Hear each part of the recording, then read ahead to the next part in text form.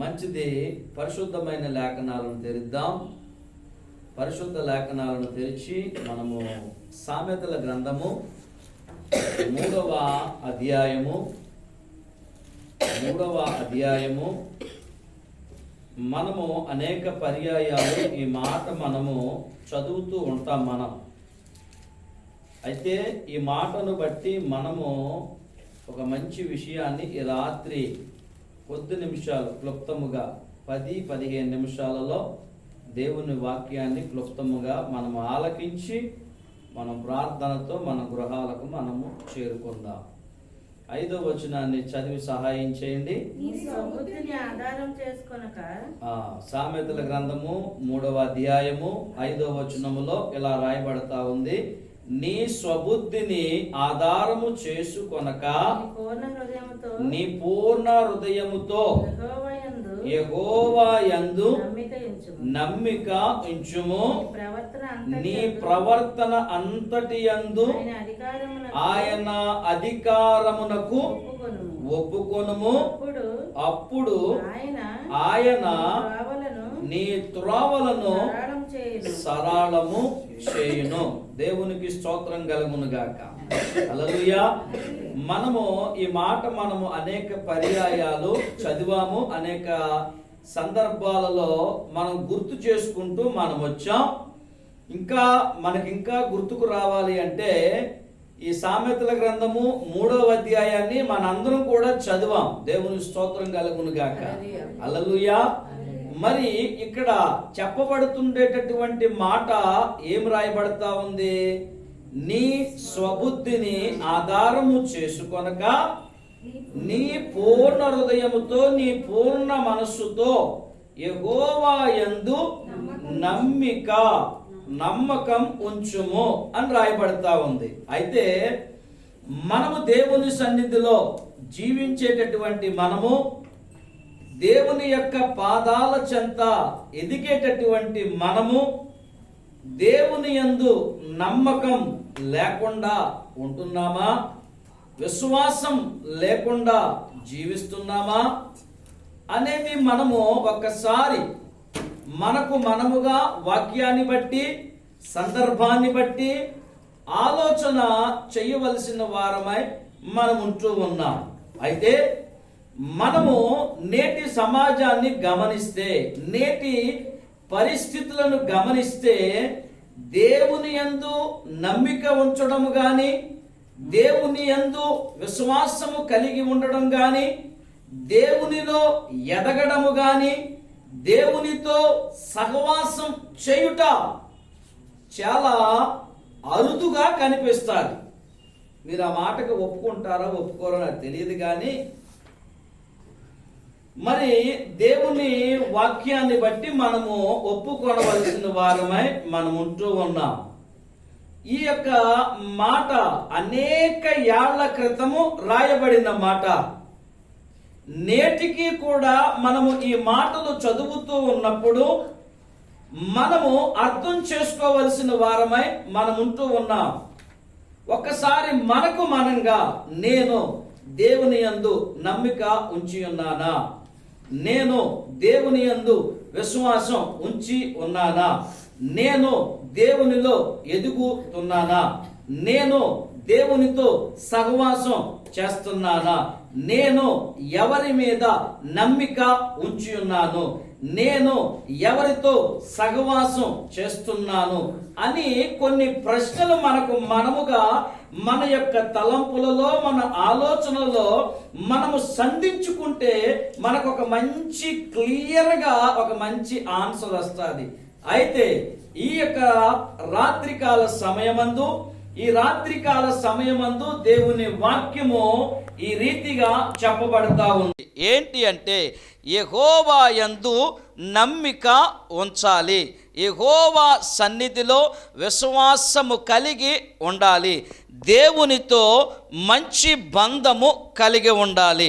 అందుకనే చాలా స్పష్టమైనటువంటి మాట ఆయన రాస్తూ ఉన్నాడు, చెప్పుచూ ఉన్నాడు, మనము చదివి ఉన్నాం.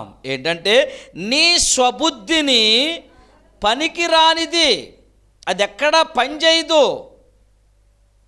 కొన్నిసార్లు మనం మాట్లాడుతూ ఉన్నప్పుడు, కొన్నిసార్లు మన పిల్లలు మనతో సంభాషించేటప్పుడు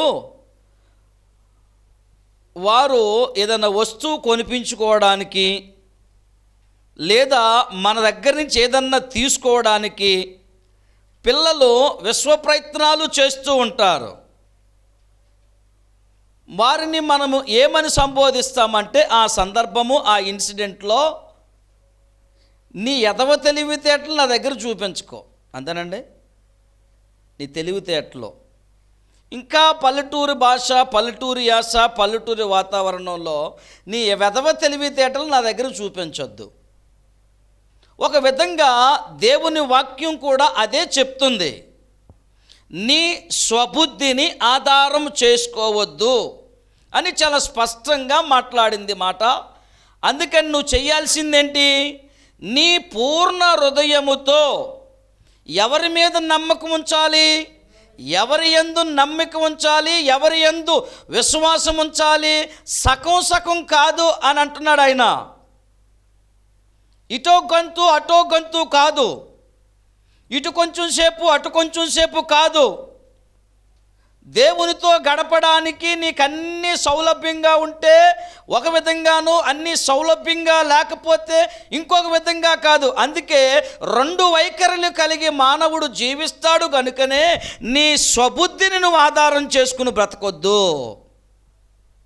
నీ స్వబుద్ధిని నువ్వు ఆధారం చేసుకుని బ్రతికితే, నీ స్వబుద్ధిని ఆధారం చేసుకుని జీవిస్తే, నీ స్వబుద్ధితో నువ్వు ఆలోచన చేస్తే, నీ స్వబుద్ధి ఎలాంటిదంటే స్వార్థపూరితమైనది. అందుకే దాంతో నువ్వు ఆలోచన చేయొద్దు.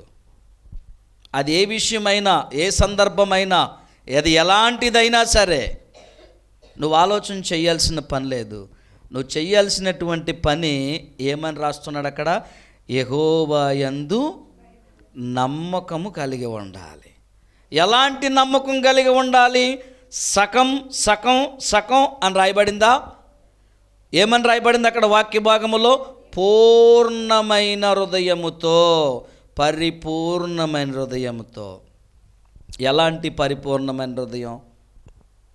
ఒక్కసారి ఆ మాట కూడా ఆలోచన చేయాలి మనం. ఈ రాత్రి మనము నేర్చుకునేటటువంటి వాక్య భాగం, దేవుని యందు విశ్వాసము కలిగి, దేవుని యందు నమ్మకము కలిగి జీవిస్తున్నామా? దేవునితో సహవాసం చేస్తున్నామా? దేవుని వాక్యములో నడుస్తున్నామా అనేటటువంటి కొన్ని విషయాలను మనం ధ్యానం చేయవలసిన వారమై ఉన్నాం. అయితే నా తెలివితేటలు చూపించకుండా, నా జ్ఞానము ప్రదర్శించకుండా, నా బుద్ధిని ప్రదర్శించకుండా, నాకుండేటటువంటి తాత్పర్యము, నాకుండేటటువంటి భావము, నాకుండేటటువంటి దృష్టికోణములో నేను ఆలోచించి నేను జ్ఞానయుక్తంగా నడుచుకోకుండా నేను ఎలాగ ముందుకెళ్ళాలి నేను అని ఒకవేళ ప్రశ్న నీకు వస్తుందేమో. అలాంటి ప్రశ్న రాకుండా ఉండాలనే నీ స్వబుద్ధిని, నీ జ్ఞానము. తర్వాత వచనంలో అంటాడు, 7వ వచనంలో, నువ్వు జ్ఞానినని అనుకోవద్దు. అందుకే నీ తెలివితేటలు నా దగ్గర చూపించొద్దు అంటున్నాడు ఆయన. నువ్వు చేయాల్సిన పని ఏంటి? నువ్వు చేయాల్సిన పని ఏంటంటే పరిపూర్ణమైన హృదయముతో నా యందు నమ్మకం ఉంచుము. దేవునికి స్తోత్రం కలుగునుగాక. అయితే మన స్వబుద్ధిని ఆధారం చేసుకోవద్దు, మన జ్ఞానాన్ని మనం నమ్ముకోవద్దు. మన పరిస్థితిని ఏదైనప్పటికీ కూడా దేవునికే అప్పగిద్దాం. దేవునికి అప్పగించినప్పుడు దేవుడు కార్యము చేయగలడా? దేవుని స్తోత్రం చెప్పండి. నమ్మకం, విశ్వాసం ఉంచితే, ఒకవేళ నేను నీ యందు కానీ నమ్మకం ఉంచి విశ్వాసం ఉంచితే నాకేమన్నా పని ఏమైనా జరిగిద్దా? లాభం ఏమైనా జరిగిద్దంటారా? ప్రయోజనం ఏమైనా ఉంటుందంటారా? చెప్పండి ఒకసారి. ప్రయోజనం ఏమీ ఉండదు. ఒకవేళ భౌతికంగా, ఒకవేళ ఈ లోక మరి విధానాన్ని బట్టి ఎంతో కొంత ఒకవేళ ప్రయోజనము ఉండొచ్చు, కానీ ఆ ప్రయోజనము ఎంతకాలం చేస్తావు నా కోసం నువ్వు? అంతే కదా, ఒక్కసారి, 2 సార్లు, 3 సార్లు, అంతకంటే 4-5 సార్లు అక్కడి నుంచి చెయ్యాలన్నా నీకేమనిపిస్తుంది? కొంచెం విసుగు చెందుతావు. అయితే దేవుని వాక్యములోనికి మనం వెళ్ళగలిగితే ఇప్పుడు మనము దేని మీద నమ్మిక ఉంచొద్దు, భౌతికంగా కూడా మనం నమ్మిక ఉంచొద్దు, మన జ్ఞానాన్ని మనము నమ్మిక ఉంచొద్దు, మన స్వబుద్ధిని ఆధారం చేసుకోవద్దు. దేనిని కూడా ఆధారం చేసుకోకుండా దేవుని వాక్యం చెప్పే మాట ఏంటో తెలుసా? పూర్ణ హృదయముతో యెహోవా యందు నమ్మకం ఉంచుము. ఆమెన్. ఆయన యందు నమ్మకం ఉంచితే పని ఏమైనా జరిగిద్దంటారా? దానికి ఆన్సరు చక్కని మాట వాక్యం చెప్తుంది. పని ఏం జరుగుతుందో అనేది మనము ఆలోచన చేయవలసిన వారమై ఉన్నాం. ఒక్కసారి ఇర్మియా గ్రంథంలోనికి వెళదాం. ఇర్మియా గ్రంథంలోనికి వెళ్ళి 32వ అధ్యాయంలోకి రండి. ఇర్మియా గ్రంథంలోనికి వెళ్ళి 32వ అధ్యాయంలోనికి వచ్చి 17వ వచనాన్ని చూడండి ఒకసారి.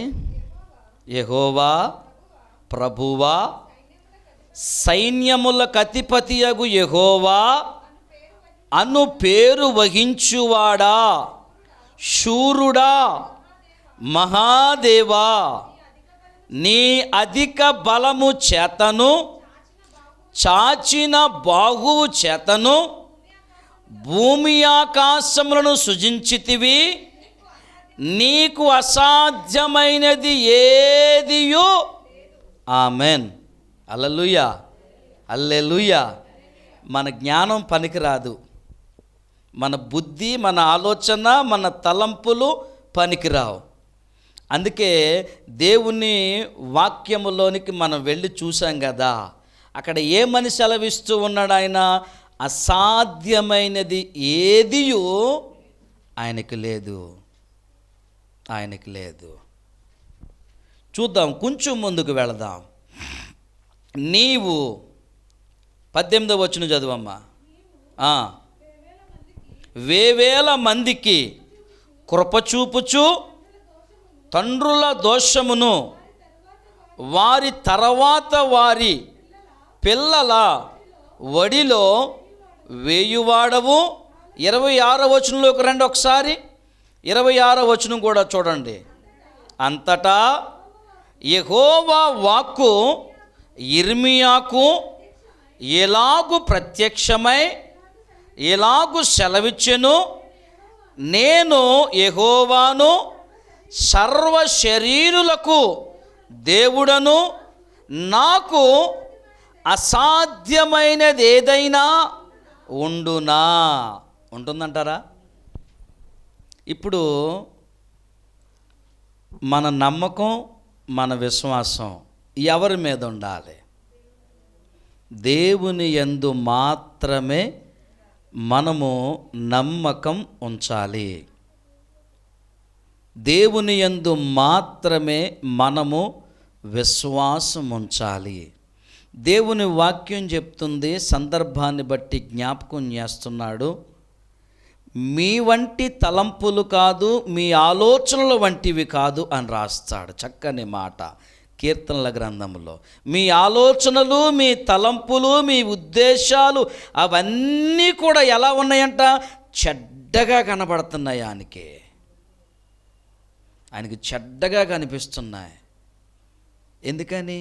స్వార్థపూరితమైన మానవుడు, స్వార్థముతో జీవించే మనిషి, స్వార్థముతో బ్రతికే మనిషి నేటి దినాలలో, నేటి పరిస్థితుల్లో, విశ్వాస జీవితంలో, ఆధ్యాత్మికంగా ఎదుగుటలో, మరి దేవుని వాక్యమందు నడుచుటలో, ప్రార్థనా జీవితంలో ఎదుగుటలో ప్రతి మనిషి కూడా ఎందుకు సన్నగిల్లిపోతున్నాడు భక్తి జీవితంలో అంటే స్వబుద్ధిని ఆధారం చేసుకుంటున్నాడు. ప్రతి మనిషి కూడా దేన్ని ఆధారం చేసుకుంటున్నాడంటే స్వబుద్ధిని ఆధారం చేసుకుంటున్నాడు, జ్ఞానం నమ్ముతున్నాడు, పూర్ణమైన హృదయం లేదు, పరిపూర్ణమైన నమ్మకం లేదు, పరిపూర్ణమైన దేవునితో సహవాసము లేదు, పరిపూర్ణమైన జీవితం దేవునికి సమర్పించలేకపోతున్నాడు. అందుకే మరొక్కసారి చెప్తున్నాడు ఆయన, నీ స్వబుద్ధిని ఆధారం చేసుకోవద్దు, కానీ నోరు మూసుకుని ఒళ్ళు దగ్గర పెట్టుకుని పూర్ణమైన హృదయముతో యెహోవా యందు నమ్మకం ఉంచు. ఆయన యందు నువ్వు నమ్మకం ఉంచితే నీకు జరిగేటటువంటిది ఏంటి, నీవు దొరికేటటువంటి లాభం ఏంటి, నువ్వు పొందుకునేది ఏంటంటే, యెహోవా ప్రభువా సైన్యములకు అధిపతియగు యెహోవా అను పేరు వహించువాడా, అను నామకరణము చేయబడినవాడా, శూరుడా, మహాదేవా, నీ అధిక బలము చేతను చాచిన బాహువు చేతను భూమి ఆకాశములను సృజించినవాడు. ఆమెన్, హల్లెలూయా. భూమి ఆకాశములను సృజించాడు నోటి మాట చేత. ఆకాశము కలుగుగాక, భూమి నీరు కలిసి ఉండేనప్పుడు భూమిని వేరుపరచగా, నీళ్లను వేరుపరచగా ఆకాశము ఏర్పడినది, భూమి ఏర్పడినది, కొండలు గుట్టలు మెట్టలు ఇవన్నీ కూడా ఏర్పడ్డాయి ఆయన నోటి మాట చేత. ఆమేన్, హల్లెలూయా. దేవుని యందు నమ్మిక ఉంచాల్సిన మానవుడు తన స్వచేతులతో నిర్మించుకున్న ఈ మనిషి, ఈ మట్టి మనిషి దేవునితో ఉండలేకపోతున్నాడు, దేవునిలో ఎమడలేకపోతున్నాడు, విశ్వాస జీవితంలో ఎమడలేకపోతున్నాడు. అందుకని ఈ రాత్రి దేవుడు తన మాటలను బయలుపరుస్తున్నాడు. ఒకవేళ నీ జీవితంలో నువ్వేమైనా అనాలోచితమైనటువంటి ఆలోచనలు కలిగి ఉంటే ఆయనకు అసాధ్యమైనది ఏదీ లేదు. ఆమెన్, ఆయనకు అసాధ్యమైనది ఏదీ లేదు. భూమిని ఎవరన్నా ఏర్పాటు చేయగలరా? భూమిని నీళ్లను ఎవరైనా వేరుపరచగలరా? ఆకాశము నోటి మాట చేత కలిగిన కదా, నక్షత్రములు కలిగిన కదా, సూర్య చంద్ర నక్షత్రములు సమస్తమును కలిగెను ఆయన మాట చేత. మీకు వివరాలు కావాలంటే ఆది కాండంలోకి వెళ్ళి చదువుకోండి, మీకు అక్కడ వివరాలు దొరుకుతాయి. ఆయనకు అసాధ్యమైనది ఉందా? ఇప్పుడు మనం దేవుని యందు నమ్మకం, పరిపూర్ణమైన హృదయంతో, పరిపూర్ణమైన విశ్వాసంతో, పరిపూర్ణమైనటువంటి జీవితంతో మరి ఆయన యందు నమ్మకం ఉంచాలంటారా, వద్దంటారా? ఆయన ఎంత శక్తిమంతుడో, ఎంత బాహుబలము కలిగిన వాడో, ఎలాంటి శూరుడో, ఎలాంటి బలము కలిగిన వాడో ఇక్కడ క్లియర్గా చెప్తూ ఉన్నాడు. అయితే ఇక్కడ 26, 27 వచనాల్లో ఏమంటున్నాడంటే, అంతట యెహోవా వాక్కు యిర్మీయాకు ప్రత్యక్షమై ఎలాగూ సెలవిచ్చెను, నేను యెహోవాను. మీరు మర్చిపోయారేమో, మీరు ఒకవేళ మర్చిపోయి విశ్వాసంలో వెనక్కి వెళ్ళిపోయారేమో, ప్రార్థనలో వెనక్కి వెళ్ళిపోయారేమో, ఒకవేళ వెనుదిరిగావేమో. అందుకే గుర్తు చేస్తున్నాడు ఏమని? నేను యెహోవాను, సర్వ శరీరులకు దేవుడను, నాకు అసాధ్యమైనది ఏదైనా ఉంటుందా? ఆయనకి ఏమన్నా ఉంటుందంటారా అసాధ్యమైంది? సమస్తము సాధ్యమే. ఆమెన్, హల్లెలూయా. సమస్తము సాధ్యమే. ఆయన ఏదైనా చేయగలడు. ఆయన ఏం చేశాడో మరి అది కూడా ఒక మాట చూద్దాం. ఆయన చేశాడు అని నేను అన్నాను, ఆయనకు అసాధ్యమైనది ఏదీ లేదు అని నేను అన్నాను.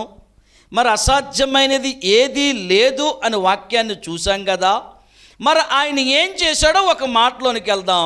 సువార్త పత్రికల్లోకి రండి, సువార్తల్లోకి రండి. సువార్తల్లోనికి వెళితే అక్కడ ఒక మంచి సందర్భం కనపడుతుంది. అది చదివితే మీకు నాకు వాక్యం వినే వారందరికీ కూడా ఫుల్ క్లారిటీ వస్తుంది. 8వ అధ్యాయంలోకి రండి. 8వ అధ్యాయంలోనికి వచ్చి 23వ వచనం కాడి చదవండి ఒకసారి. మత్తయి సువార్త 8వ అధ్యాయము 23 నుంచి. మొదటి మాట, యెహోవా యందు నమ్మకం ఉంచాలి. ఎలాంటి నమ్మకం ఉంచాలి? మనం పూర్ణమైన హృదయంతో నమ్మకం ఉంచాలి. పూర్ణమైన హృదయంతో నమ్మకం ఉంచకుండా ఈ మధ్యలో నీ తెలివితేటలో, నీ మిడిమిడి జ్ఞానం, నీ స్వబుద్ధి, నీ యొక్క తెలివితేటలు ఉన్నాయి చూసారా, పనికిరానివి, అవి చూపిస్తావేమో నా దగ్గర. అవి నాకు చూపించకో, ఎందుకంటే నీ తలంపులు, నీ ఉద్దేశాలు అవన్నీ కూడా నాకు చెడ్డగా కనబడుతున్నాయి కనుక నువ్వు అవి నా దగ్గర చూపించే ప్రయత్నం చెయ్యొద్దు. ఇలా కదా, అలా కదా, అది కదా, ఇది కదా అని కాకమ్మ కథలు, కహానీలు నాకేం వినిపించొద్దు. కానీ నువ్వు క్లియర్గా నీ స్వబుద్ధిని పక్కన పెట్టేసి నీ పూర్ణమైన హృదయంతో నా యందు నమ్మకం ఉంచుము అన్నాడు. రెండో మాట ఏమంటున్నాడు? ఆయన శూరుడు, బలము కలిగినవాడు, బాహుబలము కలిగినవాడు. ఇదిగో యెహోవాను నేనే, సర్వశరీరులకు నేనే. ఇదిగో నాకు అసాధ్యమైనది ఏదైనా ఉంటుందా? ఒకవేళ ఎందుకు ఉంటుంది, ఎలా ఉంటుందని అనుకుంటే గనక ఇదిగో నీకు నేను చక్కని మాట చెప్తున్నాను. భూమి ఆకాశములను నోటి మాటతో కలగజేసిన వాడను, వాటినే చేయగలిగింది లేనిది నాకు ఏదైనా అసాధ్యమైనది ఏదైనా ఉంటుందా? నాకు సమస్తము సాధ్యమే. నా దగ్గర అంత శక్తి కలిగిన వాడను. అందుకనే 26, 27 వచనాలకు వచ్చేసరికి యెహోవాను నేనే అని క్లియర్గా చెప్పాడు ఆయన. ఇప్పుడు తర్వాత మాటలోనికి వెళ్ళాం కదా, ఆయన ఏం చేశాడో, ఏమి చెయ్యబోతున్నాడో, మనము ఏం చదవబోతున్నామో మత్తయి సువార్త 3వ మాట, మత్తయి సువార్త 8వ అధ్యాయము 23వ వచనం నుంచి ఒక 4 వచనాలు చదివే ప్రయత్నం చేస్తే, అందరూ చూసే ప్రయత్నం చేస్తే మనందరికీ కూడా క్లారిటీ వస్తుంది. చదవండి. ఆయన దోణి ఎక్కినప్పుడు ఆయన శిష్యులు ఆయన ఎంట వెళ్ళిరి. అంతటా సముద్రము మీద తుఫాను లేచినందున ఆ దోణి అలలు చేత కప్పబడెను. అప్పుడు ఆయన నిద్రించుచుండగా, ఎప్పుడండి? ఆ తుఫాను లేచినప్పుడు, ఆ తుఫాను లేచే సమయంలో ఆయన నిద్రలో ఉన్నాడు. ఆయన ఎవరు? యేసుక్రీస్తు వారు. అది నిద్రించుచుండగా వారు ఆయన యొద్దకు వచ్చి, ప్రభువా నశించిపోచున్నాము, మమ్మును రక్షించుమని చెప్పి ఆయనను లేపిరి. అందుకాయన, అల్ప విశ్వాసులారా ఎందుకు భయపడుచున్నారని వారితో చెప్పి లేచి గాలిని సముద్రమును గద్దింపగా మిక్కిలి నిమ్మళమాయెను. ఆమెన్, హల్లెలూయా. భూమి ఆకాశములను సృజించాడు. అప్పటి కాలములో ఎవరూ లేరు. ఆయన చెప్పిన మాటే మనం విన్నాము, నమ్మాము. ఈరోజు వరకు కూడా నమ్మకంతోనే వెళ్తున్నాం ఎదరికి. అయితే ఇప్పుడు ఈ గాలి తుఫాను లేచింది కదా, అక్కడ శిష్యులందరూ ఉన్నారు, కంటితో చూసిన వారు ఉన్నారు. దేవునికి స్తోత్రం, హల్లెలూయా. ఇక్కడ ఏమని చెప్తున్నాడు ఆయన? ఆయన ఉద్దేశం ఏంటంటే, ఇదిగో ఆయన నిద్రించుచున్నాడు, విశ్రాంతి తీసుకున్నాడు. ఎందుకంటే పగలంతా పరిచర్య చేసి, పగలంతా తండ్రి పని మీద నిమగ్నమై, మరి ఆ సాయంకాలపు సల్లపూట వేళ, ఆ రాత్రికాల సమయమందు ఆ దోణి ప్రయాణం చేస్తూ ఉన్నప్పుడు ఆయన జస్ట్ అలా చిన్న రిలాక్స్ తీసుకుంటున్నాడు. ఆయన రెస్ట్ తీసుకున్నాడు. అప్పుడు ఏం జరిగిందంట? ఏం జరిగిందని రాయబడింది? అంతట సముద్రము మీద తుఫాను లేచినందున ఆ దోణి అలలు చేత కప్పబడెను. అప్పుడు ఆయన నిద్రించుచుండగా అని రాయబడుతుంది. ఇప్పుడు ఎవరమైనా ఏం చేస్తాం? ఎవరమైనా సర్వసాధారణంగా బాబోయ్ పడవ మునిగిపోతుంది, బాబోయ్ ఓడ మునిగిపోతుంది, బాబోయ్ బస్సు పడిపోతుంది, బాబోయ్ బండి పడిపోతుంది. కొన్నిసార్లు మనం కారు మీద ప్రయాణం చేసేటప్పుడు కొంచెం స్పీడ్కి వెళ్తే కంగారు ఎవరికైనా వస్తుందా రాదా? కారులో కూర్చున్న వారు ఎవరికైనా సర్వసాధారణంగా కంగారు వస్తుంది. అలాగే ఈ దోణిలో ఉన్నవారు కూడా కంగారు పడి గాబరా పడి ఏం చేస్తున్నారు? అక్కడ ఏం చేస్తున్నారు వాళ్ళు? యేసుక్రీస్తు ప్రభుల వారిని లేపే ప్రయత్నం చేస్తున్నారు. ఆయన లేపే ప్రయత్నం చేసినప్పుడు వారు వెళ్ళి ఏం చెప్పాలి? అయ్యా, దోణి మునిగిపోతుంది, అలలు ఎగిసి పడతా ఉన్నాయి, దోణి మునిగిపోతుంది, ఏదైనా ఉపాయం చెప్పు, ఇప్పుడు దీని నుంచి ఎలా కాపాడబడాలి, లేదంటే దూకేసి ఈత కొట్టుకుని వెళ్ళిపోదామా అని ఎవరైనా అడిగే ప్రయత్నం చేయాలి. అలాగా అడగకుండా వీళ్ళు ఏమంటున్నారు? వచ్చి ప్రభువా నశించిపోచున్నాము, మమ్మును రక్షించుము అంటే వీళ్ళ విశ్వాసం ఎలాంటిదో, వీళ్ళ ఆలోచన ఎలా ఉందో చూడండి ఒకసారి. ఎలాంటి ఉద్దేశముతో వీళ్ళు మాట్లాడుతున్నారో చూడండి. ఆ టెన్షన్లో, ఆ యొక్క ఒత్తిడిలో, ఆ పరిస్థితుల్లో కూడా మేము నశించిపోతున్నాం, మేము నశించిపోచున్నాము, మమ్మును రక్షించుము అని ఆయనను లేపిరి. ఆ మాట చెప్పి లేపినప్పుడు ఆయన లేవంగానే ఏమన్నాడు? అల్ప విశ్వాసులారా. ఈరోజు మనం దేవునిలో సరైనటువంటి స్థితిలో లేకపోతే మన యొక్క విశ్వాసం కూడా అల్ప విశ్వాసమే. ఈ మాట మనకు కూడా వర్తిస్తుంది. అర్థం చేసుకునే ప్రయత్నం చేయండి. నీ స్వబుద్ధి నువ్వు ఆధారం చేసుకుంటే నువ్వు అల్ప విశ్వాసివే, నేను అల్పమైన వాడనే. నీ జ్ఞానాన్ని నువ్వు ఆధారం చేసుకుంటే నీలో అల్ప విశ్వాసం ఉన్నట్లే. ఇంకా ఏమంటున్నాడు ఆయన?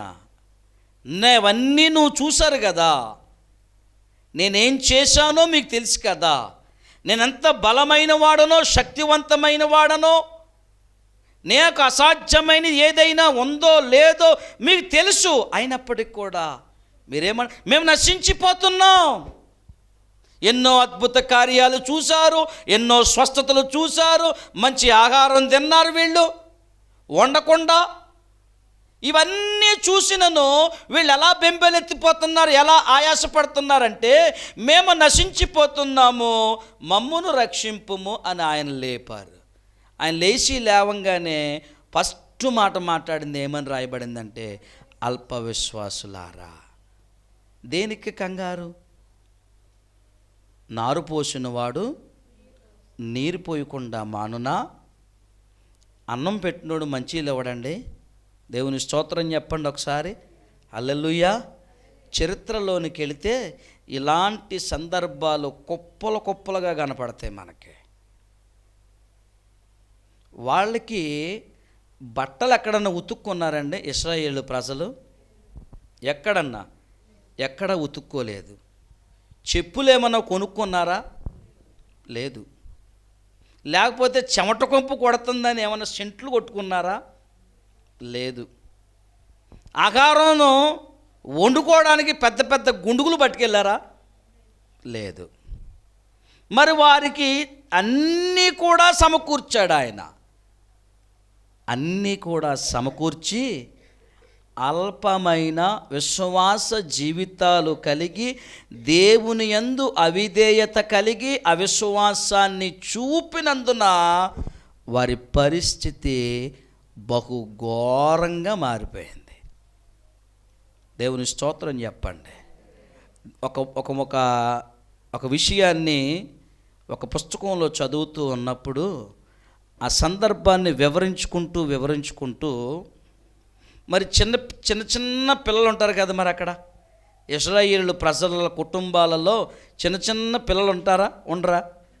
వారు ఎదిగే కొలది, వారు పెరిగే కొలది వారి వస్త్రాలు కూడా పెద్దవి అయినాయి అంట.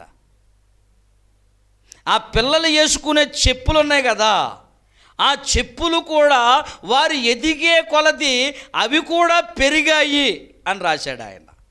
మరి నిజమే కదా.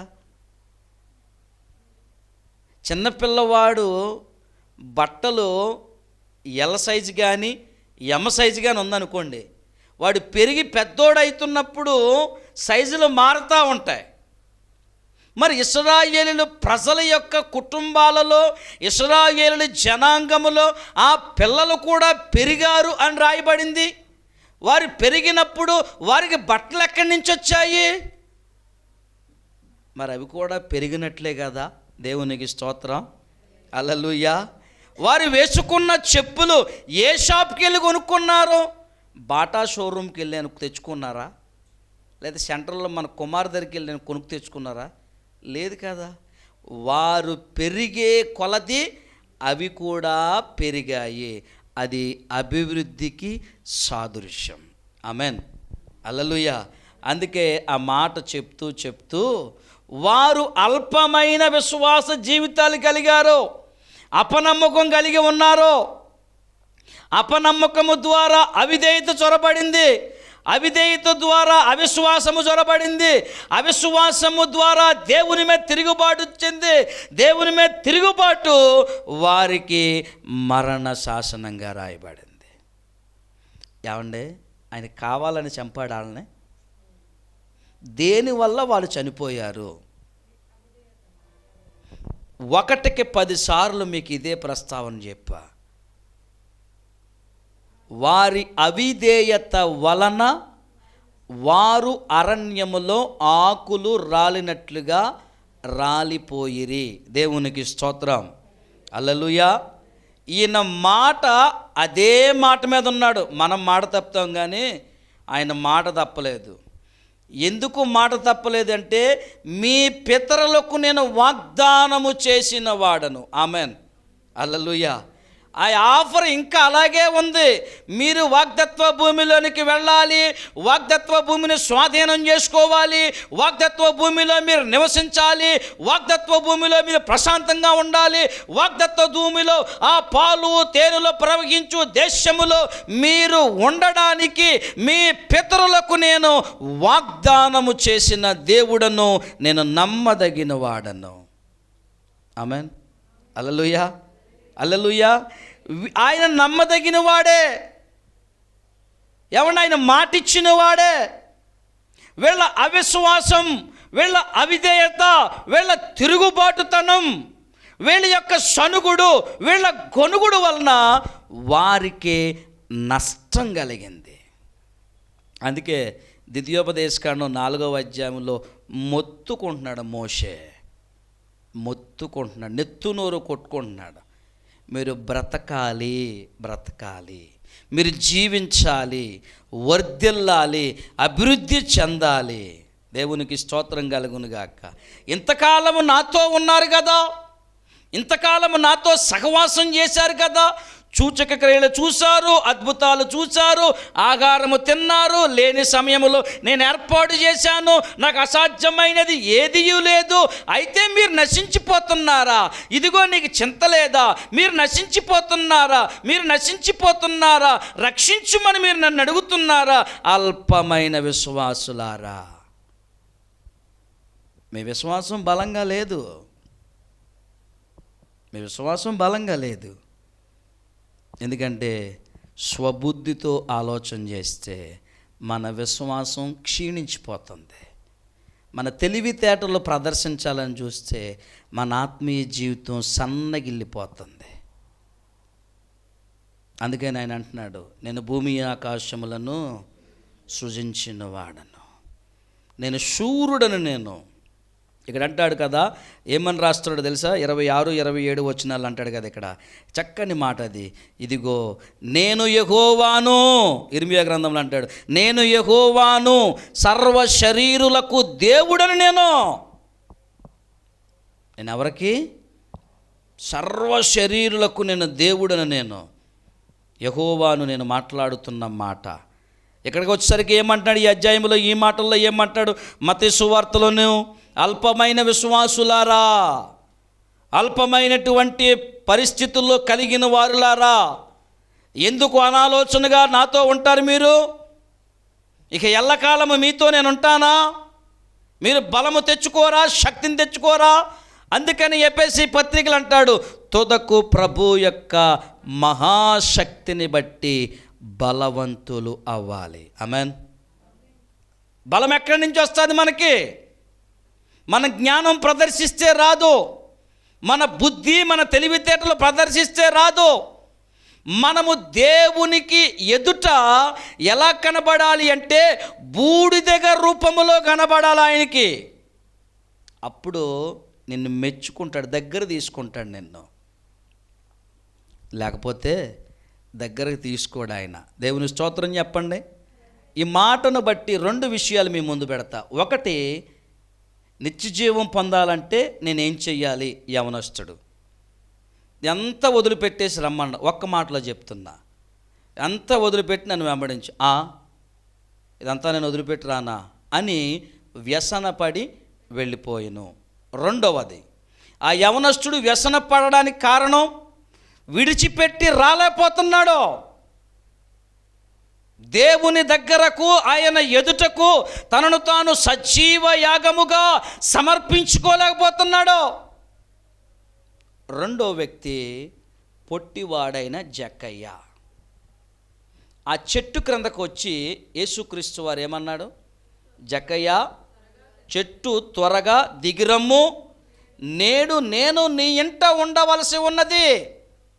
ఆయన అక్కడికి వెళ్ళాడు, ఆయన ఆహ్వానించాడు, ఆయన స్వీకరించాడు, ఆయన చెప్పే మాటలు విన్నాడు, ఆయన చెప్పిన సందర్భాన్ని అర్థం చేసుకున్నాడు.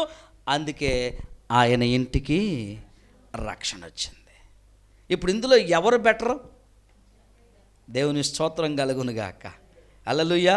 అలాగే మనము కూడా ఈ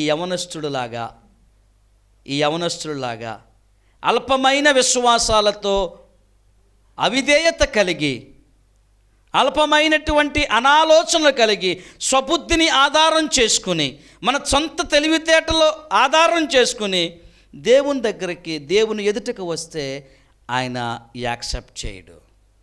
ఆయన దగ్గర తీసుకుంటాడు, ఆయన దగ్గరకు తీసుకోడు. ఆమెన్. హల్లెలూయా. తర్వాత ఏమంటాడు? ఒక్కసారి ఒక మాట చూద్దాం. యెషయా గ్రంథంలోకి వద్దాం. యెషయా గ్రంథం ముగించేస్తాను. యెషయా గ్రంథాన్ని ఒకరు తీయండి, రోమిలికి రాసిన పత్రిక మరి ఒకరు తీయండి. ఇక్కడ మనం మత్తయి సువార్తలో చదివిన సందర్భంలో తుఫానును గద్దించగల శక్తిమంతుడు. ఆమెన్. హల్లెలూయా. ఈయనకి పెట్టే మనం టైటిల్ ఏంటండి? తుఫానును గద్దించగల శక్తిమంతుడు. భూమి ఆకాశాలు సృజించాడు కదా. భూమి ఆకాశాలు సృజించినటువంటి ఆయన ఏమన్నాడు? నేను యెహోవాను కదా, ఇదిగో సర్వ శరీరులు నా దగ్గరకు వస్తారు కదా, ఇదిగో ఒకవేళ నా దగ్గర ఏమేముంది, అసాధ్యమైనది ఏదీ లేదు అని నేను చెప్పాను కదా, ఇదిగో తుఫానును గద్దించగల శక్తిమంతుడు నేను. ఆమెన్. యెషయా గ్రంథం 41వ అధ్యాయం. యెషయా గ్రంథం 41వ అధ్యాయము 31వ వచనాన్ని చూడండి ఒకసారి. 31 10వ వచనం చూడండి. నీవు నా దాసుడవనియు నేను నిన్ను ఉపేక్షింపక ఏర్పరుచుకొంటిననియు నేను మీతో చెప్పుచున్నాను, నేను మీకు చెప్పి ఉన్నాను. ఎదరికి వెళ్ళిపోండి మీరు. నీకు తోడయ్యున్నాను, భయపడకుము, నేను నీ దేవుడనై ఉన్నాను, దిగులు చెందొద్దు, నేను నిన్ను బలపరుస్తాను, నీకు సహాయము చేయువాడను నేనే, నీతియును నా దక్షిణ హస్తముతో నిన్ను ఆదుకుంటాను. ఏమంటున్నాడు? భరోసా ఇస్తున్నాడు. ఇప్పుడు మొదటి మాట, దేవుని ఎదుటికి ఎలా రావాలి? పూర్ణ హృదయంతో రావాలి. అంతే ఫస్ట్ మాట. రెండో మాట, ఆయన దగ్గరికి రావాలంటే ఇప్పుడు మనం ఏదైనా షాపుకి వెళ్ళామనుకోండి, ఎన్నిసార్లు చూస్తాం, బార్ కోడ్ స్కాన్ చేస్తాం, మంచి కంపెనీయే కాదా చూస్తాం, తప్పేం కాదు కదా వస్తువు కొనాలంటే, ఒకటికి 10 సార్లు చూస్తాము. ఇప్పుడు ఆయన ఎదుటకు మనం రావాలి కదా, ఆయన ఎదుటకు రావాలి. ఎలా రావాలి? పూర్ణ హృదయంతో రండి నా దగ్గరికి, నోరు మూసుకుని సైలెంట్గా. ఇప్పుడు ఆయన దగ్గర రావాలంటే ఇప్పుడు ఆయన ఎలాంటి వాడు అని రాయబడుతుంది? బలము కలిగిన వాడు, శూరుడు. బలము కలిగిన వాడు, బాహుబలము కలిగిన వాడు, శూరుడు. ఆయనకు అసాధ్యమైంది ఏదీ లేదు. ఆయనకు అసాధ్యమైంది ఏదీ లేదు. మూడో మాట ఏంటి? తుఫానును గద్దించగల శక్తిమంతుడు. నాలుగో మాట ఏమంటున్నాడు చూడండి ఒక్కసారి. ఇదిగో నేను నీతో చెప్పి ఉన్నాను, నేను నీకు తోడై ఉంటాను, భయపడకు, నీ దేవుడునై ఉన్నాను, దిగులు పడకు, నిన్ను బలపరుస్తాను, సహాయం చేస్తాను, నీతిని నీకు ఇస్తాను, నా దక్షిణ హస్తముతో నిన్ను ఆదుకుంటాను నేను. ఇంకేం కావాలి నీకు? దేవుని స్తోత్రం చెప్పండి ఒకసారి. హల్లెలూయా. ఇంకెంతకన్నా మనకి ఇంకేమైనా కావాలా? ఏమండి, ఉద్యోగానికి వెళ్ళాం, లేదా చోటకి పనికి వెళ్ళాం, పొద్దున్న టిఫిను, మధ్యాహ్నం భోజనం, రాత్రి భోజనం, చక్కని ఫ్యాను, మంచి మంచం, పొద్దున్నుంచి సాయంత్రం దాకా పనిచేసి వాళ్ళ భోజనం పెడుతున్నారు, జీతం ఇస్తున్నారు. మనకి ఇంకేమైనా కావాలా? పనిచేసే వ్యక్తి ఇంకేమైనా అలసెత్తాడా? రెండో మాట లేకుండా జీతం కరెక్ట్గా సరైనదా, వాల్యుబుల్లా, వర్తబుల్లా కాదో చూసుకుని, ఇప్పుడు తిండిపోతుంది, జీతం నా భార్య బిడ్డలు పంపించుకోవచ్చు. అక్కడి నుంచి ఆ పనిచేసే వ్యక్తి వెళ్ళగలడటన్నా? ఇప్పుడు మనం కూడా అదే కోణంలో ఆలోచన చేయండి. ఇవన్నీ ఇస్తానంటున్నాడు ఆయన. మీరు నా దగ్గరికి ఇలా రాగలిగితే నేను బలము కలిగిన వాడను. నేను చెప్తున్నానంతే మీకు, నాకు అసాధ్యమైంది ఏదీ లేదు, చెప్తున్నానంతే మీకు. ఇప్పుడు మీకు ఆన్సర్ ఇస్తున్నానని మత్తయి సువార్తలో తుఫానును గద్దించిన శక్తిమంతుడు. ఇప్పుడు నాలుగో మాటలో ఏమంటున్నాడు చూడండి, మీరే చూడండి ఒకసారి. ఇదిగో నేను నీకు తోడై ఉంటాను, భయపడొద్దు, నీకు దేవుడినై ఉంటాను, దిగులు పడకము, నేను నిన్ను బలపరుస్తాను, సహాయము చేస్తాను, దక్షిణ హస్తముని నీకు ఇచ్చి నిన్ను నేను ఆదుకుంటాను. ఇంతకన్నా ఏమైనా కావాలండి ఆఫర్ మనకి? దేవుని స్తోత్రం చెప్పండి. హల్లెలూయా. మరి ఈ మాట చదివినప్పుడైనా, ఈ వాక్యాన్ని వింటున్నవారైనా, ఈ వాక్యాన్ని చూస్తున్నవారైనా ఇంతకన్నా మంచి ఆఫర్ ఇంకేమన్నా ఉంటుందా? నేను చూసుకుంటాను, నీకెందుకు? తండ్రి కుమారునితో ఇలా అంటాడు, నా కుమారుడా, నా కుమార్తె, నీవు దేనికి జడవద్దు. ఎంబీబీఎస్ చదువుతావా చదువు, ఐఏఎస్ చదువుతావా చదువు, లేదా ఒకవేళ ఒక పెద్ద ఉద్యోగాన్ని సంపాదిస్తావా చేయి, నువ్వు కష్టపడి చదువు, డబ్బు నేను ఏర్పాటు చేస్తాను, నువ్వు భయపడద్దు, నేను బతికున్నంత వరకు నీకేం లోటు లేదు, టోకా లేదు, నేను చూసుకుంటాను అంటారు తండ్రి. ఆమెన్. ఇహలోక సంబంధమైన తల్లిదండ్రుల కంటే పరలోకములో ఉన్న నా తండ్రి గొప్పవాడు. ఆమెన్. హల్లెలూయా. అందుకే ఆయన గురించి మీకు చెప్తున్నా కొన్ని మాటలు. ఆయన ఎలాంటి వాడో, ఏమి చెయ్యగలడో, మనం ఇలాంటి పరిస్థితుల్లోనికి మనం టర్న్ అయిపోతున్నామో, ఎందుకు మనము అవిశ్వాసంలోకి వెళ్ళిపోతున్నామో, ఎందుకు సడన్గా స్లిప్ పర్సనాలిటీలోనికి వెళ్ళిపోతున్నామో, ఎందుకు మన మనసులు మారిపోతున్నాయో, ఎందుకు మన తలంపులు మారిపోతున్నాయో, ఎందుకు మన ఆలోచనలు మారిపోతున్నాయో, ఎందుకు మన ఉద్దేశాలు మారిపోతున్నాయంటే, ఇదిగో మారిపోకుండా ఉండండి. నువ్వు రావాల్సింది ఎక్కడికి అంటే నా దగ్గరికి అయితే రావద్దు, నా దగ్గరికి కానీ నా ఎదుటకు కానీ మీరు రావద్దు దయచేసి. ఎందుకంటే నేను మీ వంటి మనుష్యుడనే. ఒకవేళ మీరు గొప్పవారే, నేను ఎన్నిక లేని వాడను. ఆమెన్. ఎందుకు పనికిరాని వాడు. ఆయన తన జ్ఞానమిచ్చి తన శక్తినిచ్చి నన్ను ఇలా నడిపించుకుంటున్నాడు. ఆయన లేకపోతే నేను లేను, నేను జీరో. అందుకే ఆయన గురించి కొన్ని మాటలు ఇలా మీతో పంచుకుంటున్నాను. నేను నీకు ఇవన్నీ చేస్తాను, నేను నీకు చెప్తున్నాను, అర్థం చేసుకో. ఇదిగో నేను నీకు చెప్తున్నాను, నువ్వు అర్థం చేసుకో. ఏం అర్థం చేసుకోవాలి? నేను నీకు తోడుగా ఉంటాను అన్నాడండి అక్కడ. తోడుగా ఉంటాను, భయపడొద్దు. ఇదిగో నీకు నేను దేవుడునై ఉంటాను. ఏమని రాయబడింది? నీకు నేను దేవుడునై ఉంటాను. ఎక్కడ నువ్వు దిగులు పడద్దు, నువ్వెక్కడ కూడా బెత్తరపోకు, బేలపోకు. ఇదిగో నేను నీకు బలమనిస్తాను. నేను ఏమన్నానండి? నేను నిన్ను బలపరుస్తాను, నేను నీకు సహాయం చేస్తాను. నీకు సహాయము చేసి నేను నీతి అను నా దక్షిణ హస్తము నిన్ను ఆదుకుంటుంది. తర్వాత వచనం కూడా చూడండి, ఇంకా ఎక్సలెంట్గా ఉంటుంది. చదవండి ఒకసారి.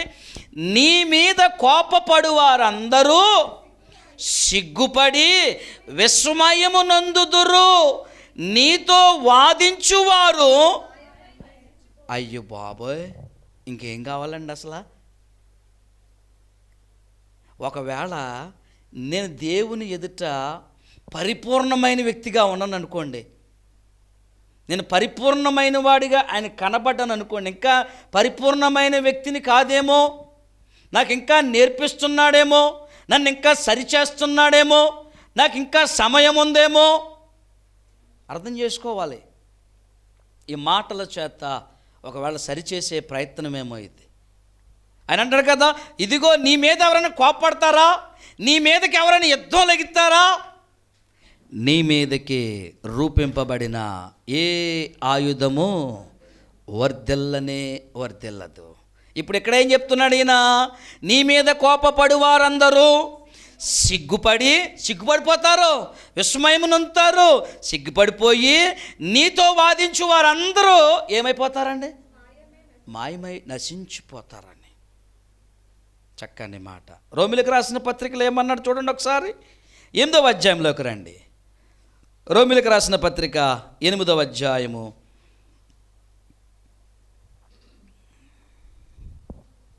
31 చూడమ్మా. మంచి మాట ఉంది అక్కడ. ఇట్లుండగా దేవుడు మన పక్షమునుండగా మనకు విరోధి ఎవడు? ఇంకేం కావాలండి? నేను మీ పక్షాన్ని ఉంటాను. నేను ఆయన అంటున్న మాట ఏంటి తెలుసా? మీ పక్షాన ఉంటాను, నా దక్షిణ హస్తం నీకు ఇస్తాను. నేను నీకు దేవుడినై ఉంటాను. కానీ నీ తెలివితేటలు నా దగ్గర ప్రదర్శించొద్దు దయచేసి. నీ తెలివితేటలు, నీ జ్ఞానము, నీ స్వబుద్ధి, నీ తలంపులు, నీ ఉద్దేశాలు అన్నీ పక్కన పెట్టి, ఎక్కడ పక్కన పెట్టేయాలి? గంగాళము దగ్గర తీసుకొచ్చి అక్కడ కడిగేసుకో, మొత్తం దులిపేసుకో మొత్తం. ఆమెన్, హల్లెలూయా. గంగాళం అనగా ఎవరై ఉన్నారు? మన ప్రభువైన యేసుక్రీస్తు వారు. ఆ గంగాళములో నీళ్లు, ఆ గంగాళము యేసుక్రీస్తు ప్రభువునకు సాదృశ్యం. ఆ గంగాళములో ఉన్న నీళ్లు ప్రభువైన యేసుక్రీస్తు వారి యొక్క రక్తము. ఆయన రక్తములో కడగబడాలి.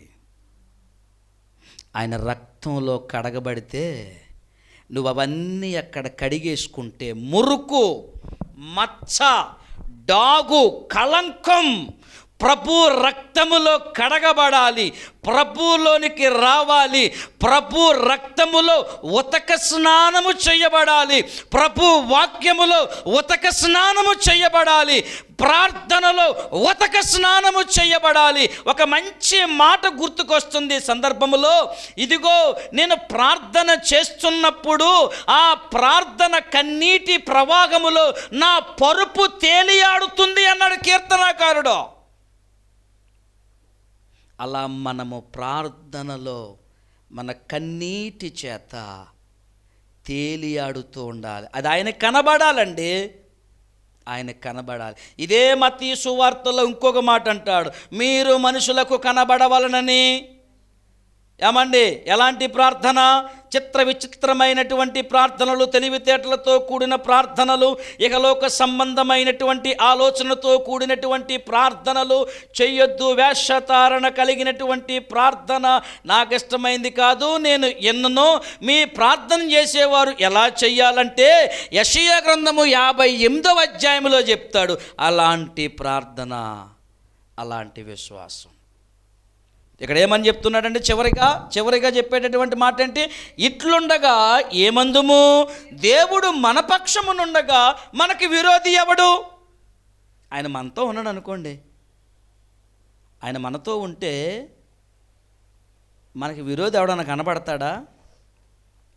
దేవుని స్తోత్రం చెప్పండి. హల్లెలూయా. చివరిలో ఒక మాట జ్ఞాపకం చేసి ప్రార్థన చేస్తా. యెషయా గ్రంథము 40వ అధ్యాయము. యెషయా గ్రంథము 40వ అధ్యాయము. యెషయా గ్రంథం 40వ అధ్యాయము 29 నుంచి చూడండి ఒకసారి. అందరూ కూడా చూడండి. సొమ్మసిల్లిన వారికి బలమిచ్చువాడు ఆయనే, శక్తిహీనులకు బలాభివృద్ధి కలగచేయువాడు ఆయనే. బాలురు సొమ్మసిల్లుదురు, అలయుదురు, యవనస్తులు తప్పక తొట్రిల్లుదురు. యెహోవా కొరకు ఎదురు చూచువారు నూతన బలము పొందుదురు. వారు పక్షిరాజు వలె రెక్కలు చాపి పైకి ఎగురుదురు, అలయక పరిగెత్తుదురు, సొమ్మసిల్లక నడిచిపోవుదురు. అది మాట. ఏమండి, యెషయా గ్రంథకర్త చివరిలో ఒక మాట గుర్తు చేస్తున్నాడు. ఏంటంటే, నువ్వు సొమ్మసిల్లిపోయావా? ఆయన ఏం చేస్తానన్నాడు? ఆయన బలం ఇస్తాడు. అలసిపోయావా? నిన్ను ఆదరిస్తాడు. నువ్వే పరిస్థితుల్లో ఉన్నా నిన్ను విడిచిపెట్టకుండా నేను నిన్ను చూసుకుంటాను, నిన్ను ఆదరిస్తాను, నీకు బలమునిస్తాను, నీకు శక్తినిస్తాను, బలాభివృద్ధిని కలగజేస్తాను. బాలురు సొమ్మసిల్లిపోతారు, అలయుదురు, యవనస్తులు తప్పకుండా వాళ్ళు ఏమవుతారంట? తొట్టిల్లిపోతారు. మరి ఇదే మాట అపోస్తుడైన పౌలు తిమోతితో మాట్లాడతాడు. నా కుమారుడా, నా ఉపదేశమును ఆలకించుము. నువ్వు చెయ్యాల్సిన పని ఏంటో తెలుసా? నువ్వు ప్రార్థనలోను, విశ్వాసములోను, ఆధ్యాత్మికంగా ఎదుగుటలోను, ప్రేమలోను, అన్ని విషయములలో కూడా జాగ్రత్త కలిగి ఉండాలి. మరి ఇదే మాటను బట్టి కీర్తనాకారుడు అంటాడు, యవనస్తులు దేని చేత తమ నడకను శుద్ధి చేసుకొందురు? యెహోవా మాటను బట్టి. దేవునికి స్తోత్రం కలుగునుగాక. హల్లెలూయా. అయితే మరి వారు తొట్టిల్లిపోతారు. తొట్టిల్లిపోకుండా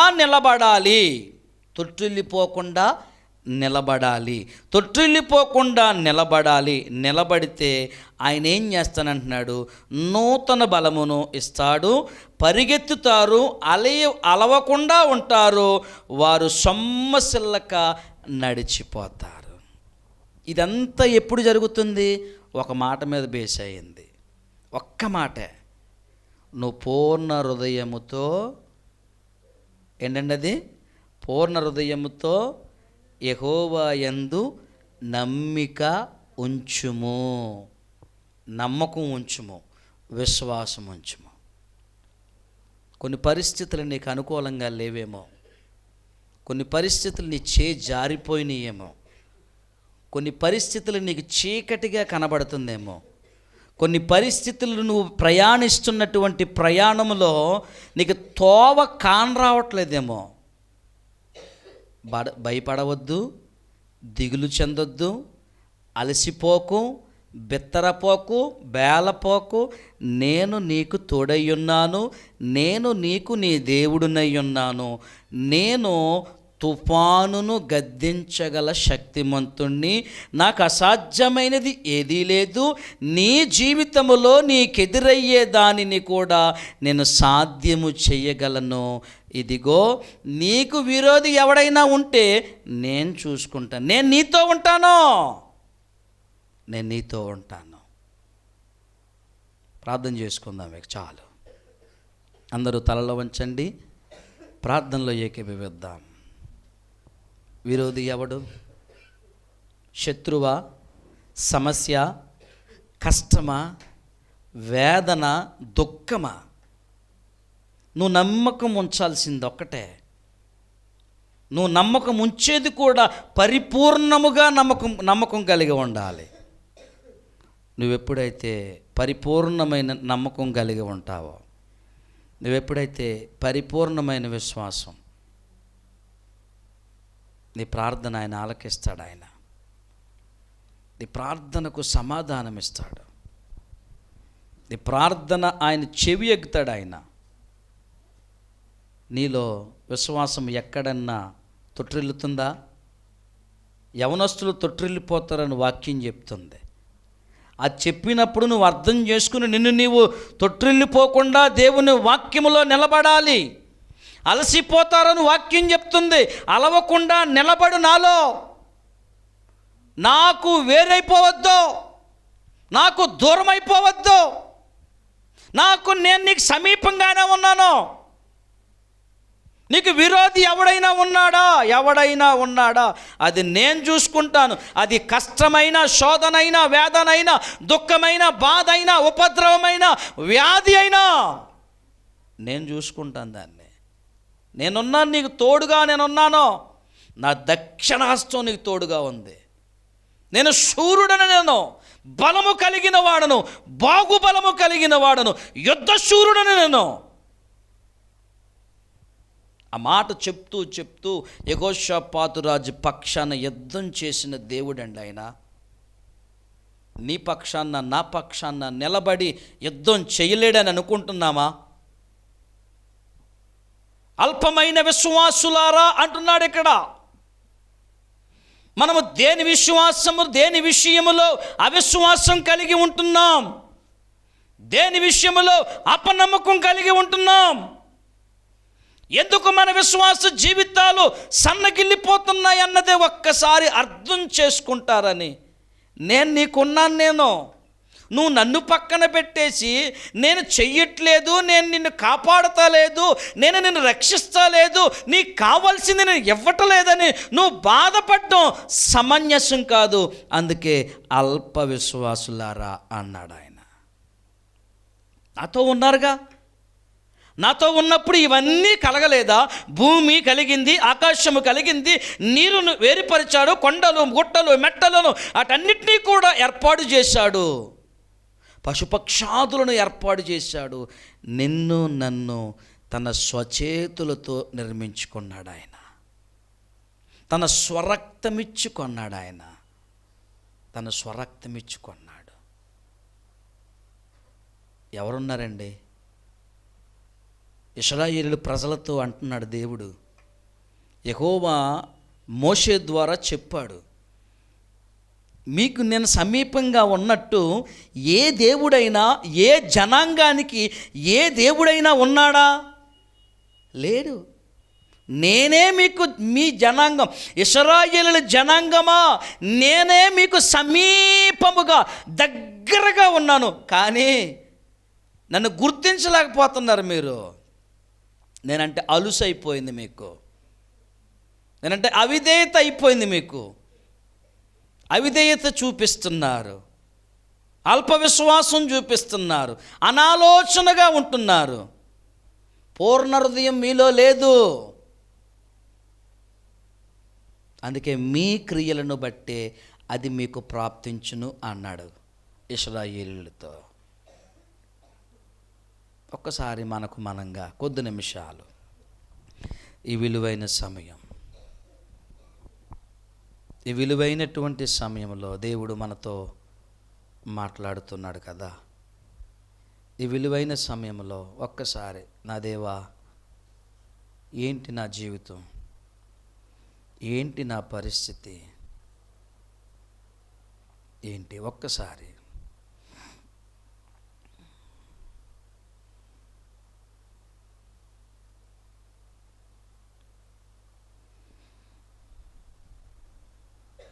మహాపరిశుద్ధుడు అయిన తండ్రి, నీకు స్తోత్రాలు. నీవిచ్చినటువంటి ఈ మంచి సమయమును బట్టి, ఈ మంచి మాటలను బట్టి నీకు స్తోత్రాలయ్యా. మేమందరము నీ ఎదుట ఒలీవ మొక్కల వలె మేమున్నామయ్యా. మీరు మమ్మల్ని జ్ఞాపకం